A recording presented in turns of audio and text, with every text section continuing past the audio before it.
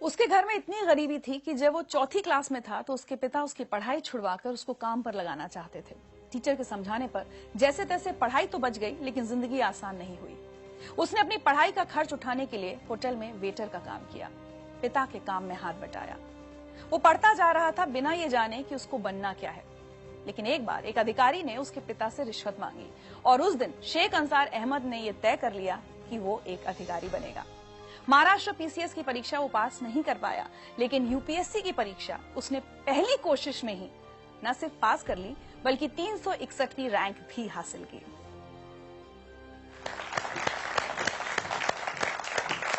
Sheikh Ansar, welcome to जिंदगी live. Ansar, बहुत बहुत बहुत स्वागत है आपका जिंदगी लाइव में। मुझे बहुत अच्छा लग रहा है इतने यंग ऑफिसर को अपने सामने देखकर। चाहूंगी कि आप सबको बताएं कि किस उम्र में आपने यूपीएससी की परीक्षा क्लियर की है। मैं 21 साल का था तब मेरा रिजल्ट आया था। 21 साल की उम्र में मैंने एग्जाम क्लियर की थी। And you been one of the youngest? जी। वाह।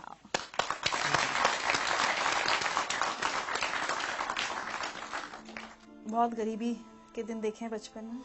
जी हाँ, बिल्कुल, क्योंकि मेरे पिताजी जैसे एक ऑटो रिक्शा ड्राइवर थे और जो बीपीएल फैमिलीज होती है, बिलो पॉवर्टी लाइन, जो घर आपने देखा अभी, वो घर भी हमें उसी के तहत मिला था। तो एक बिलो पॉवर्टी लाइन की फैमिली में मैं पैदा हुआ था। अच्छा, ये क्या हालात बन गए थे कि आपके फादर को स्कूल जाकर ये कहना पड़ा कि मैं इसको नहीं पढ़ा पाऊंगा? मेरे पिताजी को किसी ने बताया कि इसको पढ़ा के कौन सी नौकरी लगनी है, सरकारी नौकरियां नहीं है और हमारी कम्युनिटी के लोगों को नौकरियां नहीं मिलती, कोई नौकरी नहीं देता, तो उससे इसको पढ़ा के कोई मतलब नहीं है, आप इसी किसी काम को लगा दीजिए, घर में 2 पैसे आ जाएंगे।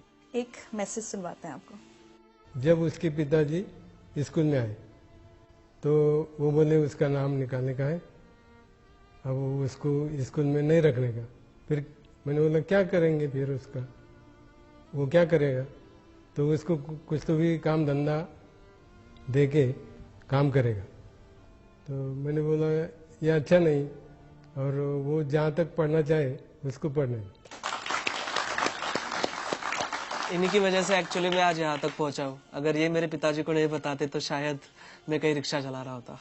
आपकी अम्मी भी खेत में मजदूरी करती थी घर का खर्च चलाने के लिए? जी हाँ, बिल्कुल। घर का खर्च, और मैं जब पुणे में पढ़ाई कर रहा था तो मेरा भाई भी मुझे पैसे भेज दिया करता था, लेकिन पैसे कभी कभी कम पड़ जाते थे। तो मेरी अम्मी खेत में काम करती थी, लैंड लेबर, तो वो भी उसकी जो कुछ सेविंग होती थी वो मुझे भेज देती थी। चलिए आपके लिए एक और मैसेज। आंसर ने पहले पास से रात का भी चिराग लगा के पढ़ाई करता गया। सो जा बोले होंगे तो नहीं तुम सो जाओ, दिन कभी कभी दिन निकल जाना उसको। जो पहले पास से पहली से एक नंबर 1 आते गया तो आखिर तक नंबर 1 ही आया उसका। उसकी पढ़ाई को हमने कोई कमी नहीं आने दी, घर के परिस्थिति बताई नहीं हमने उसको कभी।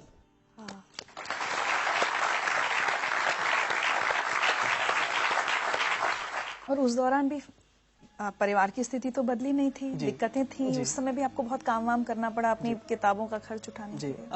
10th में मेरी छुट्टियां चल रही थी और मुझे कंप्यूटर सीखना था। तो MSc IT का कोर्स आता है, वो कोर्स मुझे करना था। उसकी फीस थी लगभग 2,800 समथिंग, उस वक्त उसकी फीस थी। पे करने के लिए पैसे नहीं थे, तो मैंने मेरे अब्बू को बताया कि भाई ये रेस्टोरेंट है, यहाँ पर मुझे काम करना है, मुझे वो लगभग 3,000 रुपए तक कुछ पगार दे रहे हैं। अब्बू ने कहा ठीक है, तुमको करना है तो करो। फिर मैं उस रेस्टोरेंट में काम करता था। सुबह 8 बजे से लेकर रात में 11 बजे तक वो काम होता था। बीच में 2 घंटे छुट्टी मिलती थी, उसमें मुझे मेरा लंच करना होता था और 1 घंटा मुझे वो जो कोर्स है उसकी तैयारी के लिए जाना होता था। हमारे गांव में ही वो होता था और काफी डिफिकल्ट था मेरे लिए, क्योंकि मुझे वो बड़ा पॉट लेकर पानी लेकर आना पड़ता था कुएं से निकाल कर। फिर उसके बाद जो कस्टमर्स आएंगे उनको चाय सर्व करना, उनका टेबल वगैरह साफ कर देना, ये सब इस तरह का काम एक वेटर का काम था। और उसके बाद जब 10 बजे होटल बंद हो जाता था, गांव में 10 बजे जनरली हमारे बंद हो जाता था, तो 1 घंटा मुझे जो फर्श वगैरह होता था वो सब साफ करना होता था बैठ के हाथ से। तो वो काम मैंने किया। तो घर में सिर्फ आप ही सबसे ज्यादा पढ़े लिखे हैं, बाकी सबकी पढ़ाई छूट गई, काम करने लग गए या शादी हो गई बहनों की? जी, घर में नहीं, पूरी जनरेशन का मैं फर्स्ट ग्रेजुएट हूँ। हमारे पूरी जनरेशन में कोई पढ़ा नहीं है, तो घर का मैं अकेला ही सबसे ज्यादा पढ़ा लिखा हूँ। और बाकी के जो बहनों की शादी हो गई थी जल्दी, और भाई जब 5th स्टैंडर्ड में था तब से वो मेरे मामा के पास काम करता था। एक मैसेज और सुने।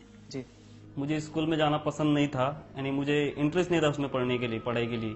और मैं एक बार 6वीं में ही फेल हो गया था। तो जब से मैंने स्कूल छोड़ी और मैंने दिल में ठान लिया कि मैं तो इतना होशियार नहीं हूँ, लेकिन मेरा भाई मुझसे भी ज्यादा होशियार है, इसलिए मैंने स्कूल छोड़ के अपने मामा की तरफ काम के लिए गया। लेकिन इतना मुझे गर्व है कि मेरा भाई मेरे वजह से कुछ ना कुछ आज बन गया। मेरे सक्सेस का बहुत बड़ा क्रेडिट जो है मेरे माता पिता के बाद मेरे भाई को जाता है, क्योंकि देखिए अक्सर ये होता है कि बड़ा भाई छोटे भाई की पढ़ाई के लिए पैसे खर्च करता है, लेकिन यहाँ उल्टा था। छोटा भाई रात दिन मेहनत करके बड़े भाई को पैसे दे रहा था। ये आपसे छोटे हैं? जी। और मैंने 10वीं की छुट्टियों में काम किया, 12वीं की छुट्टियों में काम किया, कॉलेज के फर्स्ट ईयर की छुट्टियों में काम किया, लेकिन लास्ट के 2 साल जो बहुत अहम थे मेरे प्रिपरेशन के, उस वक्त मैंने कहीं कोई जॉब नहीं की। मुझे जो सारे पैसे थे मेरा भाई पूरी डेट के ऊपर मुझे ट्रांसफर कर देता था बैंक में, तो बहुत बड़ी बात थी मेरे लिए। अच्छा, एक बात बताइए, कभी आपने अपने अब्बू से शिकायत की कि अब्बू अगर 4th में तब वो नहीं आप मेरे टीचर की बात मानते, अगर मेरी पढ़ाई छूट जाती तो आज मैं IAS ऑफिसर नहीं होता? मैंने कभी मेरे अब्बू से कोई शिकायत नहीं की है। कोई गरीब नहीं चाहता कि उसका बेटा कभी ना पढ़े, कहीं मोल मजदूरी करे चाइल्ड लेबर के तौर पर, कोई बाप नहीं चाहता, लेकिन वो मजबूरियां थी उनकी। सो मैं बहुत रिस्पेक्ट करता हूँ मेरे पेरेंट्स की। आज तो वो बहुत फख्र महसूस करते होंगे आपके ऊपर। जी जी जी। एक मैसेज और आया आपके लिए। 12वीं में उसको 100 पाव के 100 मार्क मिले, आर्ट्स में वो भी, तो मास्टर लोग मुझे वहां बुलाए, बाहर वाले कॉलेज में मेरा सत्कार रखे, मेरा स्वागत करे, मेरे को बुलाए। फिर मेरे बहुत छाती ऐसी धड़कने को लगी कि मैं बोला आप कुछ तो भी मेरा बच्चा बनने के काम का हो गया, कुछ तो भी है मेरे में ताकत। वो हिसाब से फिर मैं करते गया। फिर बाद में बोला अपने को जो घर भी बेचना पड़ा और दुकान भी बेचना पड़ी और गाड़ी भी बेचना पड़ी तो भी बेच डालेंगे, अपन अपने बच्चों को पढ़ाएंगे। उन्होंने मुझे पूछे कि आपका बच्चा क्या बना, तो मैं बोला सर मुझे वो भी नहीं मालूम, मेरे को इतना मालूम है कि मेरा बच्चा कोई ऑफिसर बनने वाला है।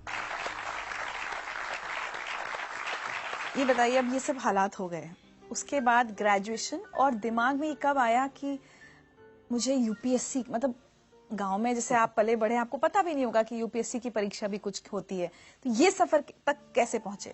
हमको एक घरकुल योजना मिली थी BPL फैमिली के तहत, तो मेरे पिताजी तहसील ऑफिस में उसका चेक लाने के लिए गए थे।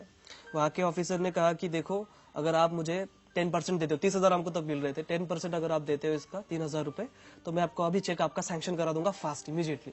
ऐसे हालात में 3,000 रुपए की रिश्वत उन्होंने उस ऑफिसर को दे दी। तब उस वक्त मुझे रियलाइज हुआ कि करप्शन के सबसे बड़े शिकार हम जैसे गरीब लोग होते हैं। फिर 10th की छुट्टियों में हमारे एक क्लास टीचर थे मापारी सर, वो ब्लॉक एजुकेशन ऑफिसर बने, महाराष्ट्र पब्लिक सर्विस कमीशन के MPSC के जो स्टेट का एग्जाम होता है वो क्लियर करके ऑफिसर बन गए। उनका मैंने पेपर में नाम पढ़ा, फिर उनको मैं जाकर मिला, मैंने कहा सर आप ऑफिसर बन गए और मुझे भी ऑफिसर बनना है, कैसे बनते मुझे प्लीज बताइए।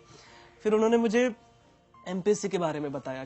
फिर मैं जब कॉलेज में गया 10वीं पास करके, वहां पर हमारे एक टीचर थे जो वो भी तैयारी कर रहे थे UPSC की, मैंने उनसे MPSC के बारे में पूछा और फ्लो में उन्होंने मुझे UPSC के बारे में बता दिया कि ये भी बड़ा, उससे बड़ा एग्जाम होता है, इसमें से IAS बन सकते हो, कलेक्टर बन सकते हो। सपने देखने के लिए कौन से पैसे देने, और मेरे पास हारने के लिए कुछ था ही नहीं, तो मैंने कहा चलो बड़ा गैम्बल खेलते हैं, मैं अब UPSC की तैयारी करूंगा। अंसर, कभी जब तैयारी कर रहे थे UPSC की, उस दौरान भी तो ये फेज आया होगा कभी कि ये प्रेशर बने कि अब छोड़ो, इसमें तो पता नहीं होगा या नहीं होगा, कोई छोटी मोटी नौकरी कर लेते हैं, कम से कम अब्बू अम्मी का हाथ बटाएं, ये प्रेशर था आपके ऊपर? जी बिल्कुल था। बहुत बार ऐसा लगता था कि कंपटीशन देखिए 5-5.5 लाख बच्चे एग्जाम देते हैं, तैयारी करने वाले तो उससे भी ज्यादा है, लेकिन बाद में खुद से मैं पूछता था कि ठीक है मैं ये नहीं करूंगा तो क्या करूंगा, छोटी मोटी कहीं नौकरी कर लूंगा, उसमें मैं सेटिस्फाइड नहीं रह पाऊंगा, मुझे बड़ा करना है कुछ तो। और मैं पढ़ाई भी नहीं छोड़ सकता था, क्योंकि देखिए मेरे सामने 2 ही ऑप्शन थे, डू और डाई, इसमें मुझे करना ही था। और वही रीजन है कि मैं इतनी फर्स्ट अटेम्प्ट में 21वीं साल की उम्र में ये क्लियर किया, क्योंकि मेरे पास दूसरा कोई ऑप्शन नहीं था। एक मैसेज और है आपके लिए। जब UPSC मेंस का रिजल्ट लगा उस दिन मैंने तुझे कॉल किया था और मैंने तुझे सबसे पहले बताया कि तू पास हो गया है। उस शाम हम मिले भी थे, तू बहुत खुश और इमोशनल था, मैं भी वो खुशी जाहिर कर रहा था, पर उस इतने बड़े दिन भी तेरे पास खाने के लिए पैसे नहीं थे। हम दोनों ने हमारे घर पे ही खाना खाया था। मेरे लिए यह बहुत बड़ी बात नहीं है कि मैंने तुझे खाना खिलाया, पर मेरे लिए यह अवसर था कि मैंने इतने कम उम्र वाले एक IAS ऑफिसर के साथ खाना खाया।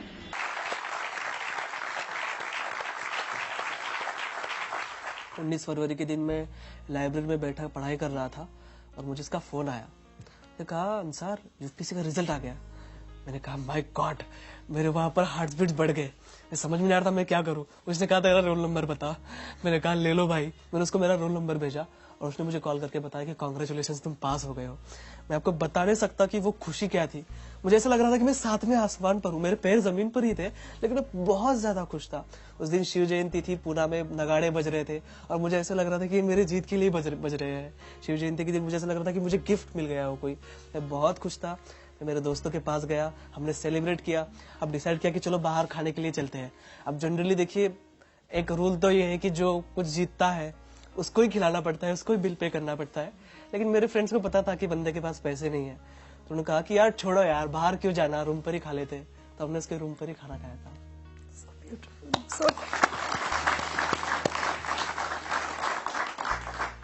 मेरे पास सच्ची आज शब्द नहीं आपकी बातें सुनकर, कितनी खुशी हो रही है कि एक बच्चा कहाँ से कहाँ पहुंचा है और अब जल्द ही आपकी नौकरी की शुरुआत होने वाली है।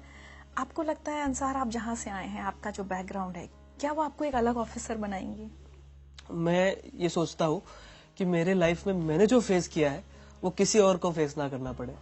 तो जाहिर सी बात है कि मैं एक अच्छा ऑफिसर बन पाऊंगा। मेरे साथ वो मोटिवेशन रहेगा। जब भी मैं किसी बच्चे को कोई काम करते हुए देखूंगा तो मुझे वो फीलिंग आएगी कि कुछ साल पहले मैं भी ऐसा काम कर रहा था और मुझे बहुत बुरा लगता था जब मैं किसी को चाय सर्व करता था या किसी का टेबल साफ करता था। तो वो फीलिंग आएंगी और मैं उसके लिए काम करूंगा। तो मुझे लगता है कि मैं एक अच्छा ऑफिसर बन पाऊंगा just because of my background. आज अगर पीछे मुड़ के देखते हैं और अपनी जिंदगी की कोई एक चीज बदलना चाहें तो क्या हो? मेरी जिंदगी की मैं चाहूंगा कि मेरा बचपन फिर से आ जाए और मेरे पिताजी उसमें IAS हो। सो जस्ट मुझे तो जब मुझे कोई यूनिफॉर्म ना मिला हो या कोई किताब ना मिली हो तो वो मुझे मिल जाए।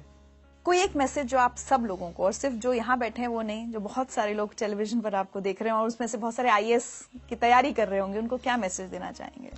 जी, मैं उनको यही मैसेज देना चाहूंगा, एक रिक्शा चलाने वाले का लड़का अगर IAS बन सकता है, जिसने अपनी लाइफ में सारे ऑड्स देखे हो, तो मुझे ऐसा लगता है कि हमारे देश का कोई भी बच्चा, और गरीब से गरीब बच्चा भी, और किसी भी मजहब का बच्चा IAS बन सकता है। आप सभी को मेरी बहुत बहुत शुभकामनाएं।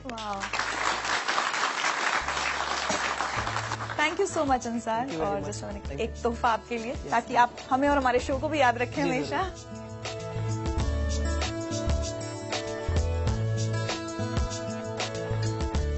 Oh my God.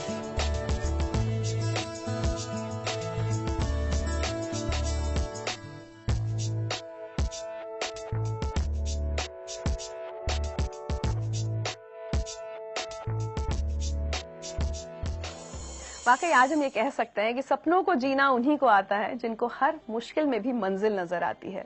आज के हमारे इन सभी मेहमानों ने जो ख्वाब खुद के लिए बुने थे, उसे हासिल करना आसान नहीं था।